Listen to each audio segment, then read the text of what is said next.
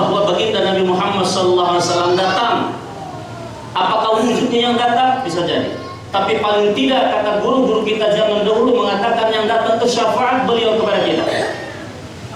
Apakah kita tidak gembira kalau pertolongan Rasulullah datang ketika kita mengucapkan tala'al badru alaina min saniyatil wada' wajib syukru alaina ma da'a lillahi da. Jikalau kita memperingati peringatan Maulid Nabi Muhammad SAW dalam keadaan bahagia, gembira karena semangatnya orang yang kita cintai itu kita peringati hari lahirnya akan datang syafaatnya, maka tidak lain tidak bukan itu bukti cinta kita kepada beliau, dan beliau sudah menjamin bahwa orang demikian adalah salah satu orang yang bersamaku dalam surga. Tapi jikalau kita memperingati hari Maulid tidak semangat, tidak gembira, bahkan bersedih, galau, kacau, bahkan kepikiran dan sedih, itu berarti ada yang salah dalam iman kita. Maka segeralah perbaharui iman kita dengan mengucap asyhadu an la ilaha illallah wa asyhadu anna muhammadar rasulullah. Kalau tidak gembira berarti ada masalah. Jadi oleh karena itu dengan kegembiraan, kemeriahan, dengan berbagai macam hal kita persiapkan, bahkan dengan wangi-wangian. Oh luar biasa wangi-wangian. Tadi sudah dipalitakan minyak harum merata dari rumah masing-masing berbagai minyak harum. Bahkan tadi rasanya kembang pindah banyak tadi kan? Apa itu banyak tanam ikut? Kita bukan ada guringan kan? Kan jauh secara guringan. Orang guringan seberapa se-Indonesia kan sesekolah. Siapa tadi banyak dapat duit? 5.000 aja tambahin.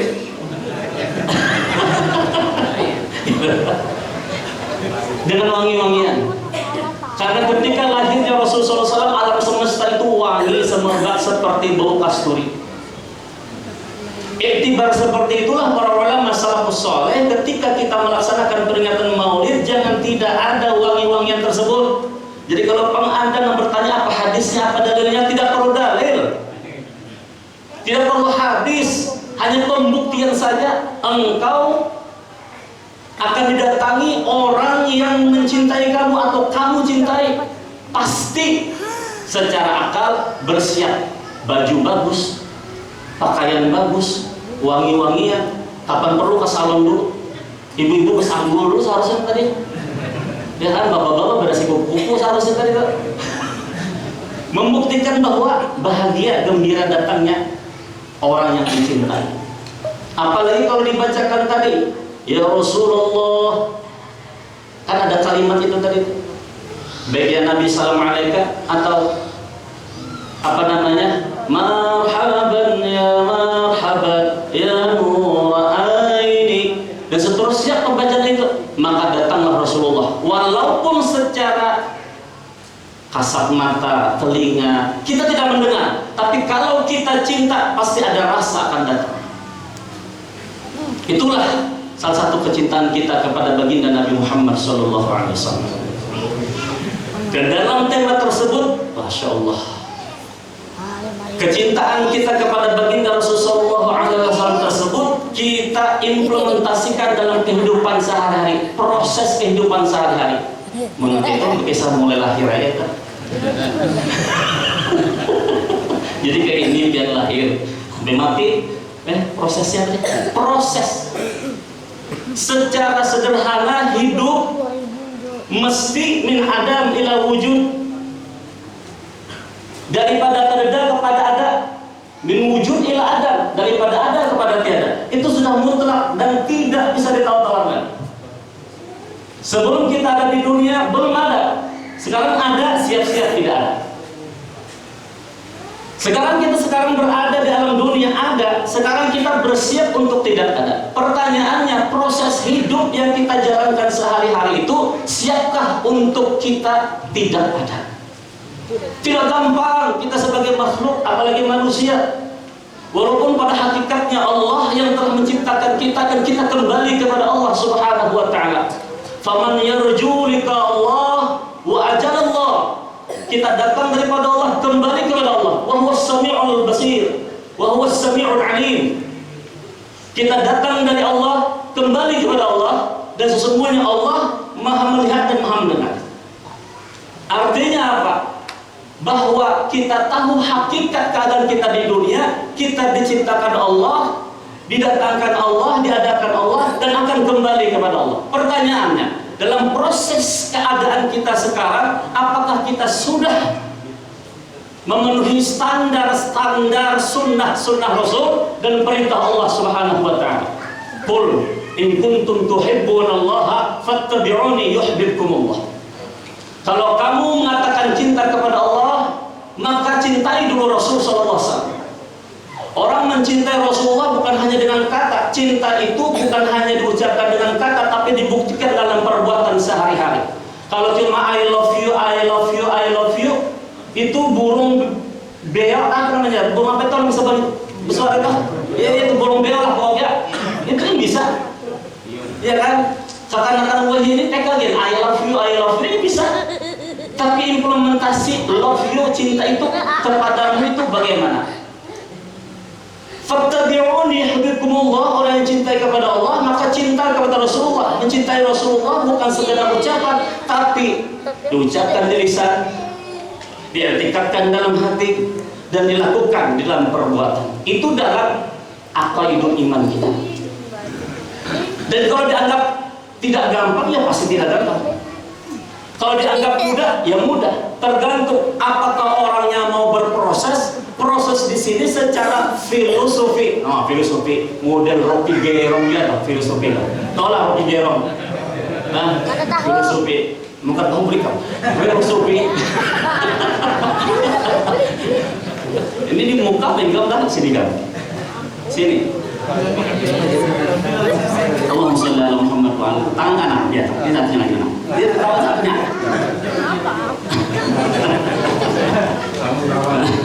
Ada mengantuk ya kan? Masya Allah. Allah kalau nonton abang ke mana? Abang ke mana? Di luar. Mana abangnya mana gerak nih? Mana abangnya? Hah? Kalau dalam satu majelis, kita belok sedikit lah.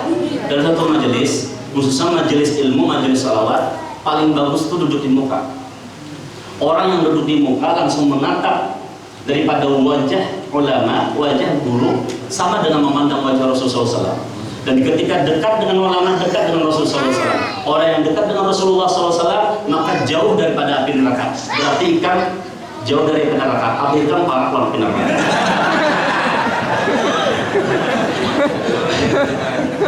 Ulun tuh heran jawabnya, kenapa tadi majelis tuh ketujuh banget di belakang? Alasannya kenapa? Gara-gara bapak-bapak ketujuh di belakang, ulun udah takut dulu lah. Mungkin kau menjawab, membawa pisang sesisir. Hah? Jadi ketujuh di belakang tuh ada karena kau menjawab.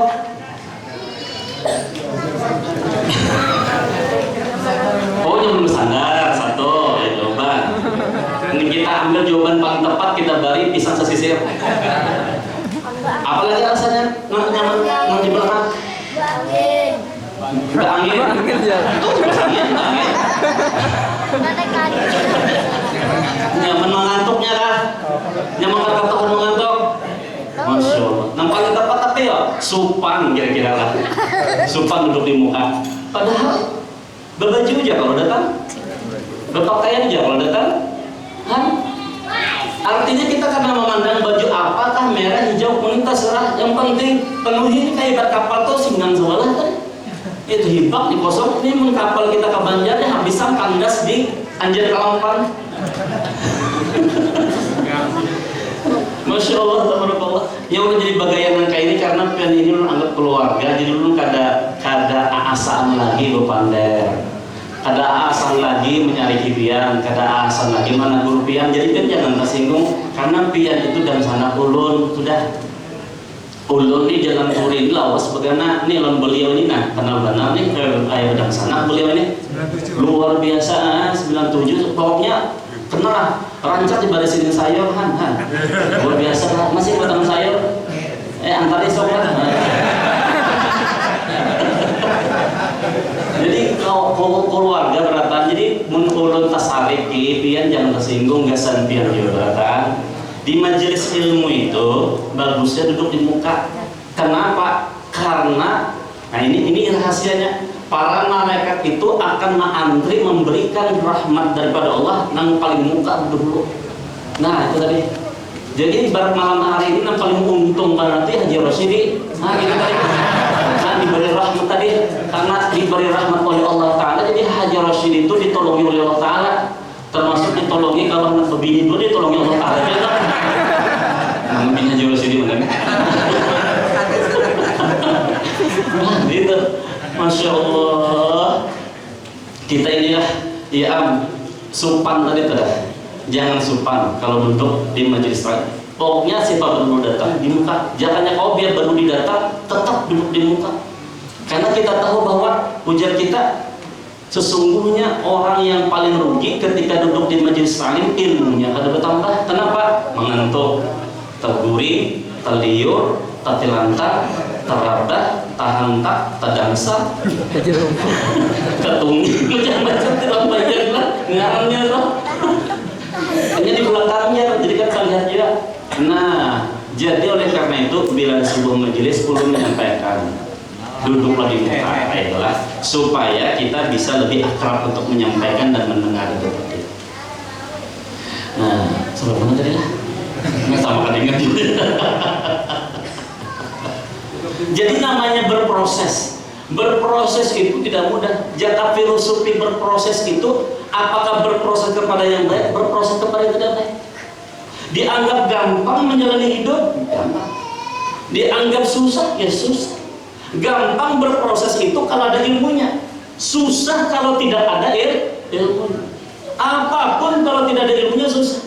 Dan ilmu itu adalah bahagian dari apa yang dibawa oleh Nabi kita Muhammad SAW yang menjadi syariat dalam kehidupan kita sehari-hari. Maka wajib bagi kita beratan ini mengkaji akan 3 hal ilmu pengetahuan. Pertama fikih, yang kedua tauhid, yang ketiga tasawuf. Jikalau kita tidak mengaji yang 3, berdosa besar. Bila wafat dalam keadaan su'ul khatimah.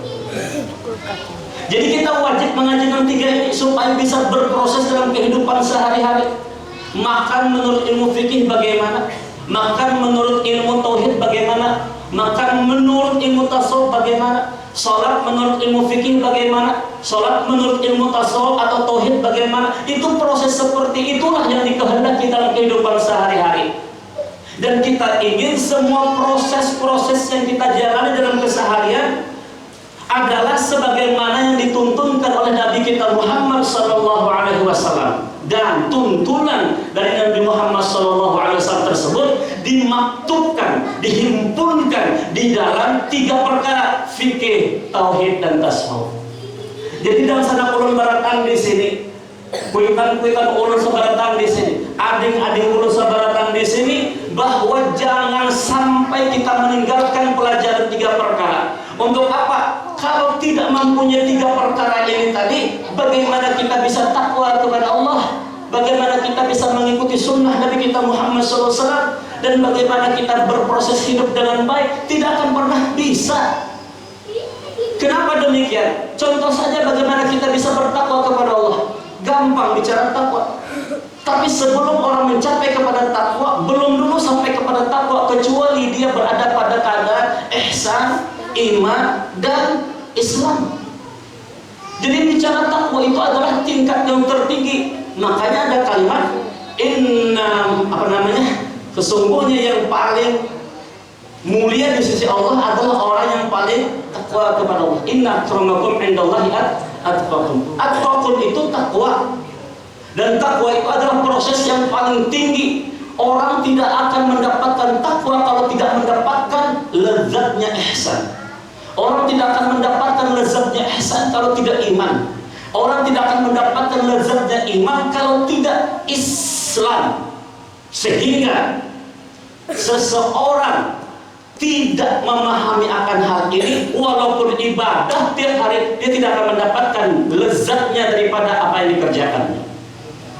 Kita ini sembahyang, kalau kita hendak mengandui kita ini mendapatkan atau betul-betul ibadah sampai ke hadirat Allah Subhanahu wa Ta'ala, adalah dengan merasakan lezatnya ibadah itu tadi.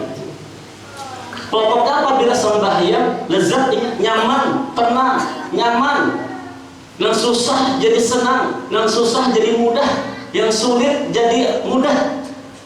Artinya ketika dia melakukan perbuatan apapun dengan ilmu yang baik, dengan proses yang baik, niscaya akan mendapatkan hasil yang baik. Jadi 3 perkara fikih, tauhid, dan tasawuf ini wajib kita pelajari untuk mencapai takwa kepada Allah, mengikuti sunnah Nabi Muhammad SAW, dan yang terakhir mampu berproses dalam kehidupan sehari-hari. Kita paham, kita ingin hari kemarin, hari ini lebih baik daripada hari kemarin, dan kita ingin esok lebih baik daripada hari ini. Tapi dalam proses tasawuf, ingat, hari kemarin jangan disesali, hari sekarang berbuatlah sebaik-baiknya, dan hari esok jangan sekali-kali dikhawatirkan. Ini saja kita susah. Hari kemarin itu jangan sekali diingat karena masa lalu, apalagi disesali. Masa sekarang adalah masa yang kita tempati. Lakukan yang paling terbaik. Apa yang kita bisa lakukan, lakukan yang terbaik. Lebih-lebih masalah kebaikan, lebih-lebih masalah ibadah, terlebih pada acara malam hari ini, lakukan yang terbaik semampu kita. Apa yang bisa kita infakkan, kita infakkan. Apa yang bisa kita lakukan, lakukan. Karena tidak ada yang akan tidak bernilai, semuanya akan bernilai di sisi Allah Subhanahu wa Ta'ala. Dan hari esok ini yang terakhir dalam proses yang harus kita pahami. Hari esok menurut ilmu tasawuf jangan sekali-kali dikhawatirkan. Inilah perkara yang paling susah diterapkan dalam sehari-hari. Orang yang bisa dianggap kafir kepada Allah, orang yang bisa dianggap murtad kepada Allah, atau orang yang dianggap oleh Allah Subhanahu wa Ta'ala tidak beriman kepadanya, adalah orang yang mengkhawatirkan esok apa yang akan terjadi padanya. Ingat, dalam ilmu tauhid ada namanya sifat qidamnya Allah Ta'ala. Dalam sifat qidamnya Allah Ta'ala telah menciptakan kita, kemudian pasti Allah Ta'ala telah menyiapkan apa-apa yang menjadi keperluan kita. Dalam ilmu tauhid dikatakan bahwa sesungguhnya setiap Allah menciptakan, pasti Allah sudah menjaminnya, baik itu umurnya, baik itu rizkinya, baik itu jodohnya, baik itu langkahnya, susah, senangnya, sakit, sehatnya, semua sudah disiapkan dan diatur dan dijamin oleh Allah Subhanahu wa Ta'ala. Kita yang di sini, lawan nih kayaknya nih, Pino tertunduk berataan nih, satu uang sudah nih, 20 menit lagi. Tenang lah. Kita di sini tinggal menjalani, menikmati, mensyukuri. Tidak ada yang dapat kita lakukan kecuali menjalani, menikmati, dan mensyukuri. Hal itu saja mungkin susah. Menjalani, oke. Itu pun dengan keluh kesah. Karena apa? Ketidakan ilmu. Apalagi menikmati, mana yang bisa dinikmati? Orang yang tidak paham menikmati apa-apa itu semua pemberian daripada Allah. Fahaddits bi ni'mati rabbik, apapun yang didatangkan Allah kepadanya itu adalah pemberian nikmat daripada Allah Subhanahu wa Ta'ala. Bagaimana dia bisa menikmati kalau dia tidak tahu bahwa itu adalah suguhan daripada Allah Subhanahu wa Ta'ala? Bahwa ketika dia didatangkan sakit, dia tidak beriman kepada Allah, mengeluh. Beda dengan kita orang yang berilmu. Ketika Allah datangkan sakit, oh ternyata sakit itu pelebur dosa apa yang telah kita kerjakan. Oh ternyata sakit itu meningkatkan derajat dan martabat kita di hadirat Allah. Andai kata dia wafat dalam keadaan sakit, dan pada saat sakit dia sabar menerima qadarullah atau takdir daripada Allah, matinya dalam syahid, artinya mati dalam jaminan surga Allah Subhanahu wa Ta'ala. Bayangkan orang yang berilmu. Yang tidak berilmu bagaimana? Mengeluh dan tidak ada lain kecuali mengeluh. Aduh, karena yang lain. Apanya Nabi ini? Apanya? Sakit kan? Sakit. Hendak ada apa? Mie. Oh, ada mie kata. Apa? Sate kah? Oh, ada sate kada. Soto kah? Kata aduh. Sekali, amun itu banyak aku benazar nah. Mun ikam sembuh dari sakit ikamnya, aku pada purun malah ikam aku benazar. Mun ikam sembuh banyak, aku biniakan lu. Aku sembuh kalinya. Sekalinya garingnya tadi itu bang. Memandang tah dibiniakan benazar. Pak sembuh, maka mau kada mau nang bini melaksanakan nazar itu. Nah itu pasalnya. Oh. Jadi biar ibu-ibu bila laki garing sebulan jangan bernazar gitulah. 3 bulan kalau laki garing jangan sekali-kali bernazar nang kada kawa sanggup kita menggawe bujuran. Ada laki garing, memang ini kenyataan faktanya. Orangnya di Palangkaraya. Oh, lakinya tuh garing biar berbulan-bulan gak ada sampingan. Rupanya kalau tadi tuh kasihan juga tuh melihat laki tadi dasar penazar nang bini. Pokoknya biar abahnya punya sehat belum biniakan lagi. Sekalinya 3 hari sehat, mau berjalan. Nggak ada makan seminggu-minggu. Dan jangan kan harau datanglah orang itu ke tempat ulun kayak apa guru nazar wajib lakukan. Bila kada dilaksanakan terhutang dengan Allah, maka apapun ibadah yang kamu kerjakan tidak akan diterima oleh Allah karena terhutang dengan Allah. Jadi apabila laki garing jangan bernazar karena dibiniakan. Ingat kebelah bernazarlah kira-kira yang mampu. Sama dengan ibu-ibu tuh kalau bernazar, bila anak lulus sekolah, aku puasa sebulanan penuh. Ini berbahaya nih kalau ada sanggup mengerjakan ini. Maka bernazarlah yang sanggup kita kerjakan. Nazar tidak diperintahkan dalam agama. Tapi bila keluar dari mulut kita nazar itu, maka wajib kita laksanakan. Ingat ini. Dalam agama tidak disuruh nazar itu, tapi banyak kita diketujuh bernazar. Bila aku sehat, apa segala macam usaha lancar, aku ini ziarah ke sana. Bila sehat aku ini mau masjid, macam-macam nazar. Ingat, mana darah sesungguhnya nazar itu dilarang karena kalau ada sanggup menggali. Ini penting banget itu. Jadi orang yang kata ilmu bila sakit, aduh, karena tidak tahu bahwa itu adalah proses yang harus dinikmatinya. Tapi orang berilmu didatangkan oleh Allah karena penyakit menghapus dosa-dosa. Bahkan ibu-ibu ingat, bapak-bapak, kita sering awak ada sakit, tapi hati sakit. Hati sakit, macam sakit. Difitnah orang kah sakit? Atau umpamanya dicaci maki orang kah? Atau umpamanya dicela orang kah? Hati kita sakit. Tahulah, kata Imam Ghazali, sakitnya hatimu itu bagi ahli-ahli tauhid dan tasawuf adalah pembersih hati-hatinya. Hati kita ini mesti ada penyakit. Satu-satunya cara untuk menghancurkan penyakit itu adalah dengan menyakitkan hati itu sendiri. Kata Allah, aku berikan kesakitan hatimu supaya kamu tahu bagaimana kebersihan hati itu tadi. Imam Ghazali mengatakan demikian. Jadi ketika kita ditimpa sesuatu, lalu hati kita sakit, badan tidak sakit, itu proses pembersihan hati kita. Kalau tidak demikian, maka kita akan selalu sombong dalam hati kita. Wah, aku pernah sakit hati, aku senang terus dan seterusnya. Ingat, sesungguhnya proses kehidupan itu ada pahit, ada manis, ada asin, ada pedas, ada getir, bahkan ada kalat sekalipun. Berat kalau proses dalam kehidupan. Tapi intinya selama dia berpegang pada pertama Allah, yang kedua Rasul, yang termaktub dalam 3, punya ilmu fikih, punya ilmu tauhid, punya ilmu tasawuf, maka semuanya akan terlalui dengan baik dan akan terjalani dengan baik. Karena hanya orang berilmu mampu memproses kehidupannya sampai akhir hayat dengan kalimat La ilaha illallah Muhammadur Rasulullah. Tapi kalau tidak, inilah yang dikatakan oleh Rasul sallallahu alaihi wasallam.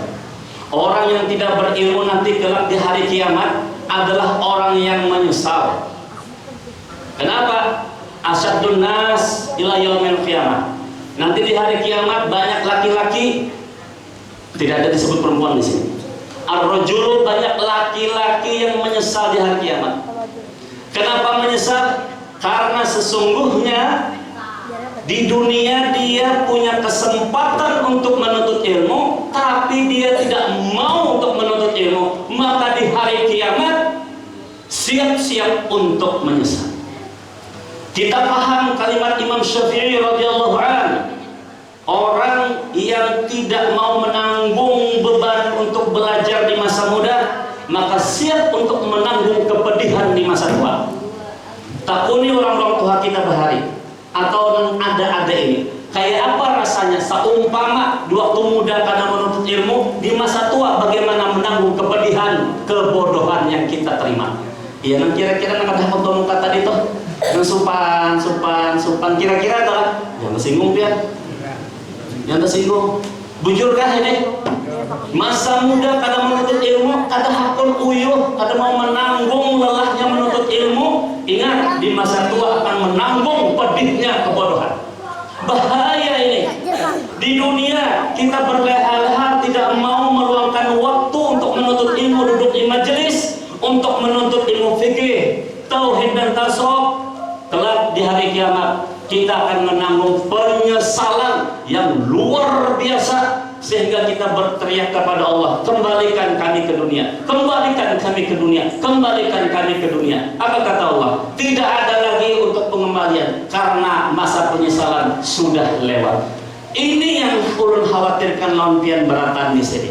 Jadi kalau ada majelis ta'lim seminggu sekali kan, barang aja, asal ada waktu untuk menuntut ilmu. Apalagi Haji Rosyidin yang sudah pensiun ini, kada ada lagi kata kada mau menuntut ilmu. Mati Arab sudah bapak mati. Ini mau dilihat nanti dia 15 tahun kalau lagi mati ya. Ini anak angkat ulun juga di majelis taklim setiap malam Jumat. Jadi bila ulun kayak ini akan insya Allah ada tersinggung. Ya kalau ada tersinggung kalau lah orang tua maaf lah. Ngaran Pak Soekarno tadi yang mana?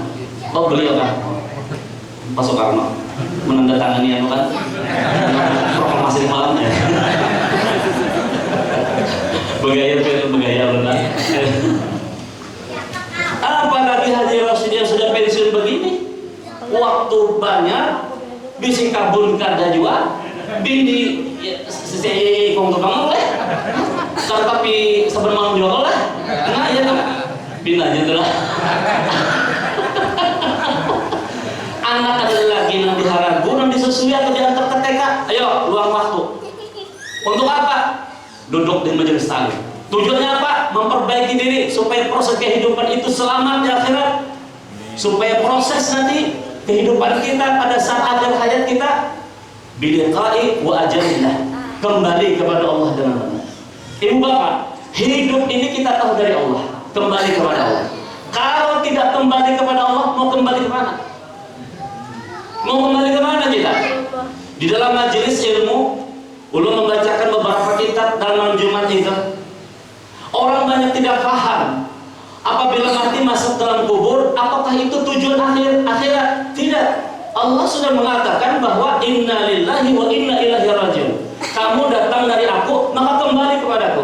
Kenapa kau masuk kubur, kemudian kamu memperjalankan perjalanan yang jauh sampai yaumil qiyamah, yaumil hisab? Padahal engkau langsung saja kembali kepadaku, selesai urusan. Ini permasalahannya karena kita tidak ma'rifat dan tidak kenal dengan Tuhan kita sendiri, sehingga pada saat akhir hayat kita tidak kembali kepada Allah, tapi kita kembali kepada tanah, api, angin, air, bukan kembali kepada Allah Subhanahu wa ta'ala sebagai sang pencipta dan sang pemilik jiwa dan raga kita. Jadi ini ulun tekankan kepada seluruh jamaah ulun. 5 menit lagi, tenang, makan sebentar, 7 menit lagi.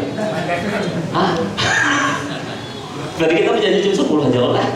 10 tuh 20, anu benar tak?